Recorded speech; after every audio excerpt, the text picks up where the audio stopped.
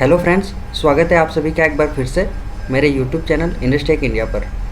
Friends, आज का जो हमारा टॉपिक है वो है मॉडलिंग और क्लाउडिंग डिफेक्ट्स। यानी आज के इस वीडियो में हम लोग डिस्कस करने वाले हैं मॉडलिंग डिफेक्ट्स कैसे जनरेट होती है और इसकी ट्रबल शूटिंग के बारे में भी हम डिस्कस करेंगे। तो चलिए फ्रेंड्स, करते हैं वीडियो को स्टार्ट।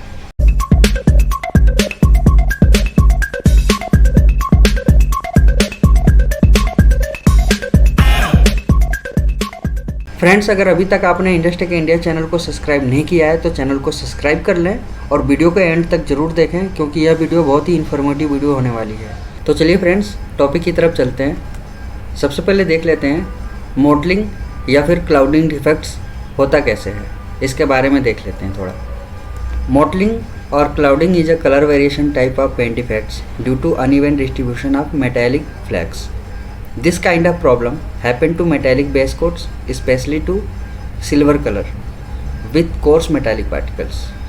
मॉडलिंग या फिर जो क्लाउडिंग डिफेक्ट्स होते हैं, यानी कि आप यहाँ पे फ़ोटो में देख सकते हैं कि यहाँ पे क्या है कि जो मेटालिक सिल्वर है, जिनको मेटालिक फ्लैक्स बोलते हैं, जो इनमें पेंट्स में जो पेस्ट के रूप में यूज़ किए जाते हैं, बेसिकली जो सिल्वर कलर होते हैं, ये डिस्ट्रीब्यूशन होता है वो अनइवन होता है मेटालिक फ्लैक्स की, जिसके वजह से ये कलर वेरिएशन टाइप का एक पेंट इफेक्ट जनरेट होता है, जिसको हम मॉडलिंग या फिर क्लाउडिंग डिफेक्ट्स बोलते हैं।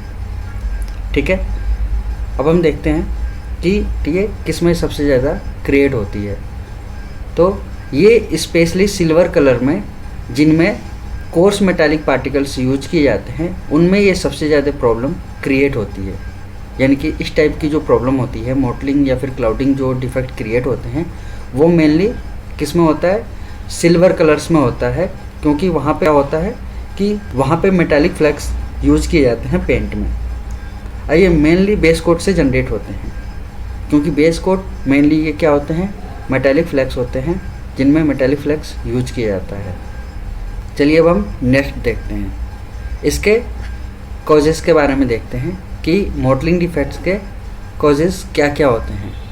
तो अगर हम सही से देखें तो सिर्फ 4 तरीके के कॉजेज़ होते हैं।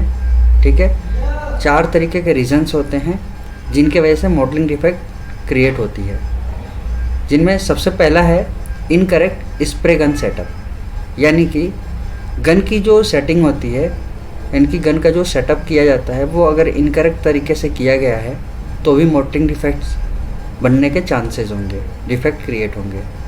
सेकेंड है रॉन्ग स्प्रेइंग टेक्निक, यानी कि स्प्रे करने की जो टेक्निक है वो अगर गलत है तो भी क्या होगा, मॉडलिंग डिफेक्ट क्रिएट होगा। थर्ड है failure to follow materials TDS and application guides, यानी कि मटेरियल्स जो पेंट्स है उसका टीडीएस और एप्लीकेशन गाइड्स को अगर फॉलो सही से नहीं किया जा रहा है तो भी ये मॉडलिंग डिफेक्ट क्रिएट होगी। और लास्ट है unfriendly environment conditions in the body shop या फिर स्प्रे बूथ, यानी कि पेंट शॉप में या बॉडी शॉप में या फिर हम कह सकते हैं स्प्रे बूथ में जो एनवायरनमेंट का कंडीशन होता है वो अनफ्रेंडली है तो भी हमारा मॉडलिंग डिफेक्ट क्रिएट होगा। तो ये हमारे रहे मेन 4 कॉजेज़। अब इनमें 1 बाय 1 करके डीपली में देखेंगे कि incorrect spray gun setup, wrong spraying techniques, और ये भी जो है failure to follow materials TDS and application guides, unfriendly environment condition in the body shop और स्प्रे बूथ, यानी कि इन सभी को 1 बाय 1 करके डीपली में देखेंगे कि इनमें क्या क्या कॉजेज़ हो सकते हैं।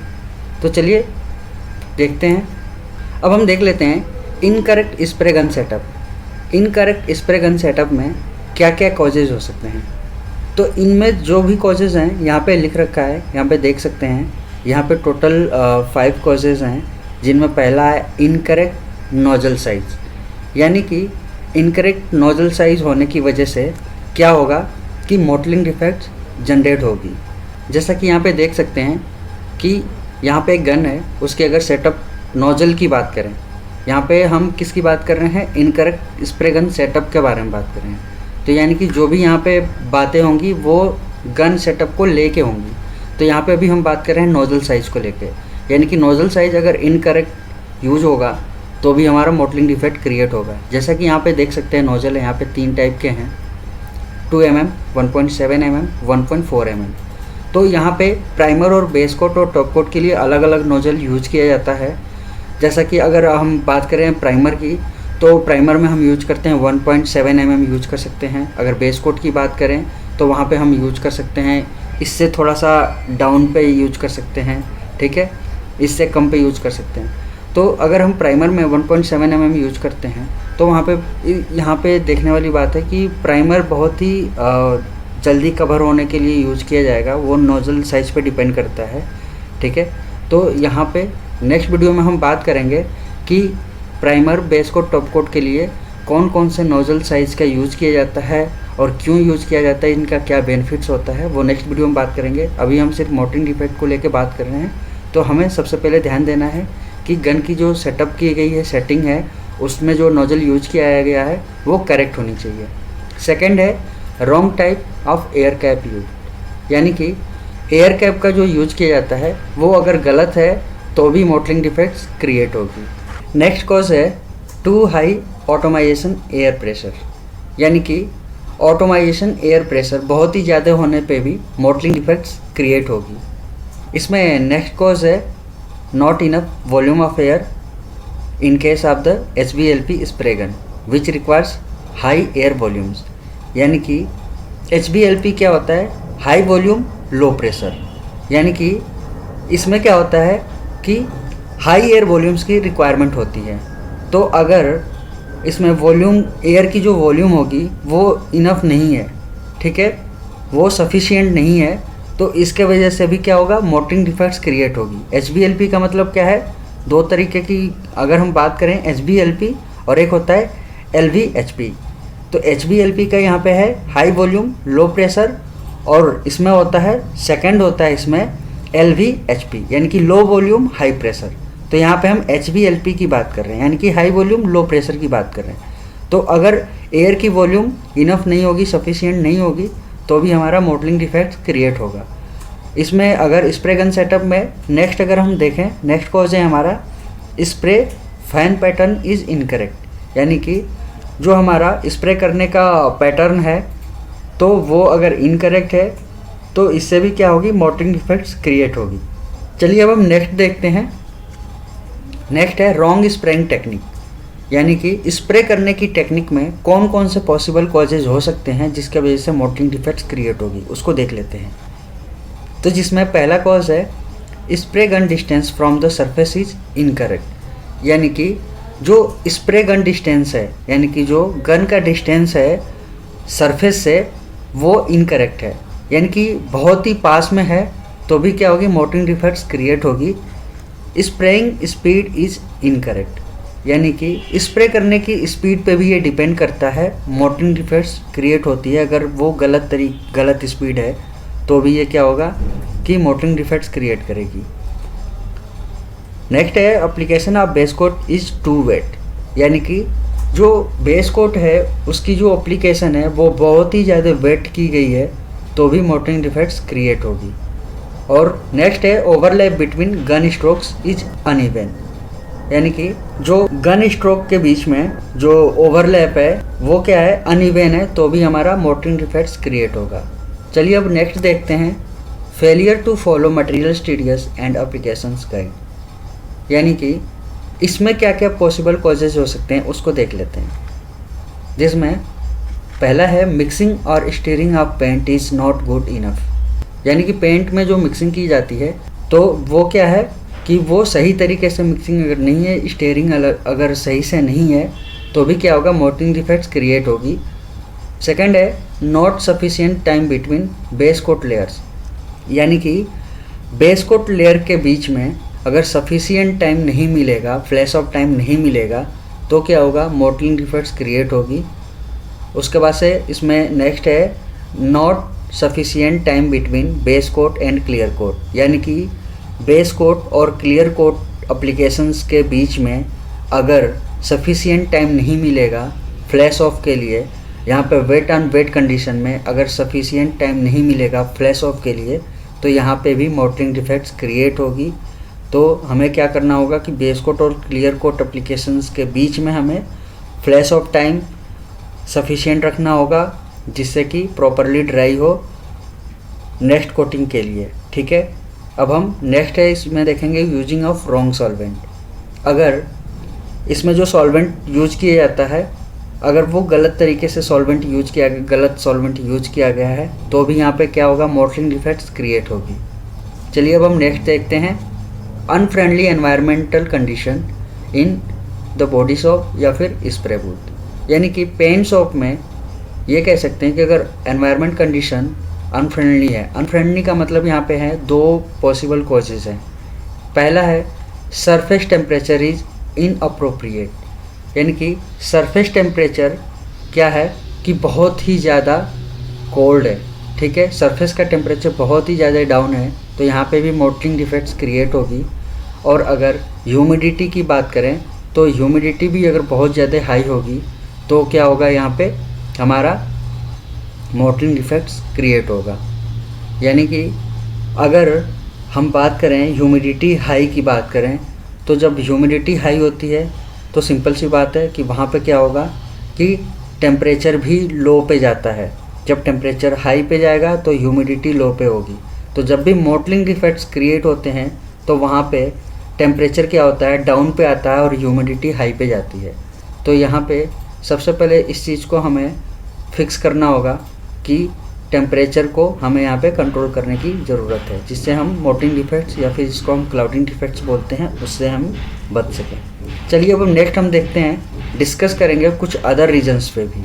ये हमारा डिस्कशन का पॉइंट है। यहाँ पे देखेंगे, if mottling appeared prior to clear coat application a light control coat with lower air pressure increase gun distance and further reduce base coat will even out aluminium flags.